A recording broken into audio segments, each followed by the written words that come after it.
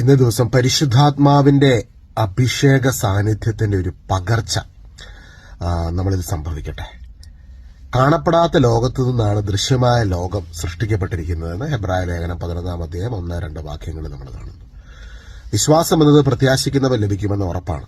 കാണപ്പെടാത്ത ലോകം, ഈ പ്രപഞ്ചത്തെ നിർമ്മിച്ച ദൈവത്തിന്റെ വചനം, ആ വചനം യേശുവാണ് അല്ലെ. യേശുവിലൂടെയാണ് സമസ്തവും സൃഷ്ടിക്കപ്പെട്ടിരിക്കുന്നതെന്നാണ് യോഹന്നാന്റെ സുവിശേഷം 1-ാം അധ്യായത്തിൽ നമ്മൾ കാണുന്നത്. സമസ്തവും അവനിലൂടെ ഉണ്ടായി, കൃപയും സത്യവും യേശു ക്രിസ്തുവിലൂടെ ഉണ്ടായി. അപ്പൊ ഇന്ന് നമ്മൾ യേശുവിനെ ആരാധിക്കുമ്പോൾ, പരിശുദ്ധാത്മാവിന്റെ അഭിഷേകം നമ്മുടെ ആത്മാവിൽ നിറയപ്പെടുമ്പോൾ ഈ കാര്യം ഒന്ന് ഫോക്കസ് ചെയ്താൽ മതി. അതായത് യേശുവിനെ ആരാധിക്കുക, പരിശുദ്ധാത്മാവിന്റെ അഭിഷേകം നമ്മൾ നിറയപ്പെടുക.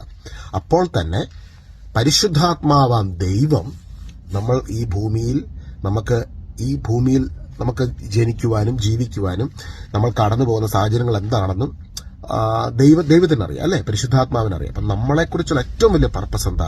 യേശുവിനെ ആരാധിക്കുക.